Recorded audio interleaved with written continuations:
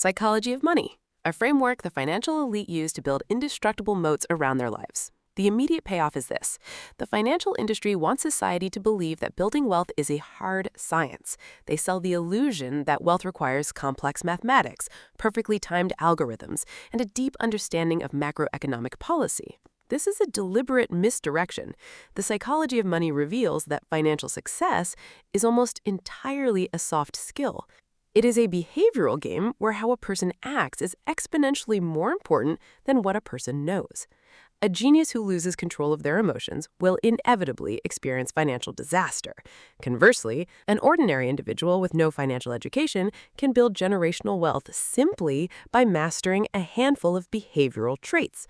The math is irrelevant if the psychology is broken. Society programs individuals to judge wealth entirely by visual cues. When a brand new Ferrari drives down the street, the immediate societal assumption is that the driver is phenomenally wealthy. The psychology of money exposes this as the ultimate financial illusion. The only empirical data point provided by seeing a person drive a $300,000 car is that they now have $300,000 less in their bank account than they did before buying it. Or worse, they are carrying $300,000 in high-interest debt. This is the paradox of the man in the car. People buy expensive things because they want respect and admiration from others, but others rarely respect the individual in the car. They simply project themselves into the driver's seat. True wealth is entirely invisible. Wealth is the sports car not purchased. It is the first-class upgrade declined. It is the jewelry left in the store. Wealth is the accumulation of unspent income. It is highly liquid assets sitting quietly in brokerage accounts, gathering compound interest. The modern consumer economy relies on individuals voluntarily destroying their wealth to simulate the appearance of having wealth. Breaking free from this trap requires fundamentally severing the link between ego and spending. When the need to signal financial success to strangers is eliminated, the accumulation of actual wealth accelerates at a terrifying speed. The financial media glorifies the act of getting wealthy. It praises the aggressive risk-takers, the massive leverage, the overnight crypto billionaires, and the extreme optimists. But getting wealthy and staying wealthy require two completely contradictory skill sets. Getting money requires taking massive risks. It requires profound optimism, aggressive hustle, and putting capital on the line. Staying wealthy requires the exact opposite. It requires profound humility. It requires a borderline paranoid fear that everything accumulated can be taken away in a second. It requires an absolute refusal to use leverage to fund an ego. There are countless examples of individuals who mastered the art of getting wealthy, but completely failed at staying wealthy. They assume the aggressive risk-taking that made them rich is exactly what they need to keep growing, so they keep swinging for the fences. But the market eventually humbles everyone. The psychology of money dictates that financial survival must supersede financial optimization. If a strategy maximizes returns but introduces a 5% chance of absolute ruin, the strategy must be discarded. Ruin breaks the compounding cycle completely.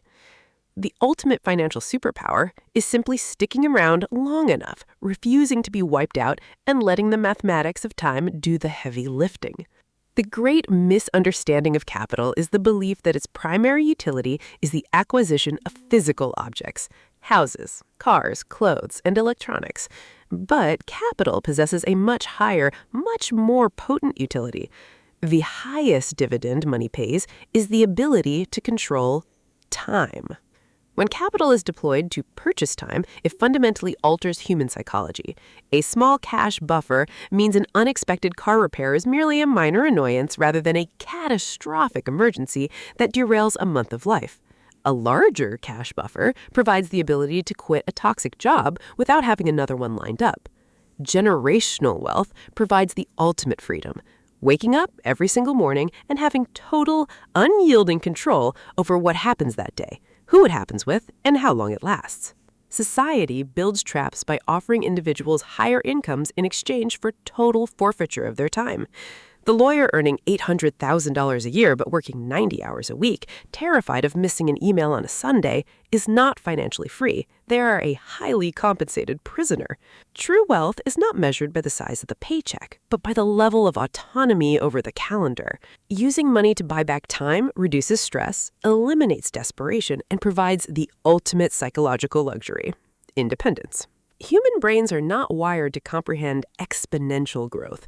People think linearly. If 1 + 1 = 2, then naturally, small investments must result in small returns. This flaw in human psychology causes millions to abandon the greatest wealth-building mechanism in the universe: compounding. Consider the Ice Ages. Massive glaciers did not form because of sudden, brutal drops in temperature. They formed because the summers simply weren't quite warm enough to melt the previous winter's snow. A tiny leftover layer of ice remained. The next winter added another layer. The next summer failed to melt it again. Over thousands of years, a microscopic anomaly compounded into a continent-crushing ice sheet. Capital behaves exactly the same way. The greatest investors in history did not achieve their fortunes by generating wildly impossible returns every year. They achieved their fortunes by generating consistently good returns and ruthlessly refusing to interrupt the compounding process. 95% of Warren Buffett's net worth was accumulated after his 65th birthday. The secret was not a magical algorithm. It was simply leaving the snowball alone for a 3/4 of a century. People destroy their wealth by constantly interrupting the compounding process, pulling money out of fear, rotating sectors, paying unnecessary taxes, and chasing the next shiny object. The master of the psychology of money understands that boredom is highly profitable. The single greatest point of failure in any financial plan is the assumption that the plan will execute perfectly. Spreadsheets are highly dangerous tools because they assume a rational world. A spreadsheet will show that holding 100% of a portfolio in volatile equities will generate the highest mathematical return over 30 years. It's perfectly rational. But humans are not rational. They are deeply, violently emotional. When that rational portfolio drops 40% in a single month during a global recession and the media is predicting the end of capitalism, the spreadsheet cannot factor in the visceral panic that forces the investor to sell everything at the absolute bottom. This introduces the concept of being reasonable versus being rational, and the necessity of a margin of safety. The margin of safety is planning for the plan to not go according to plan. It is holding a massive cash reserve even when inflation is eroding its value, simply because that cash prevents forced liquidations during a market crash. It is paying off a mortgage early, even if the interest rate is incredibly low, purely for the psychological armor of knowing the house can never be foreclosed on. A financial strategy that only works in a bull market is completely useless. The strategy must survive the bear market, the job loss, the medical emergency, and the black swan event.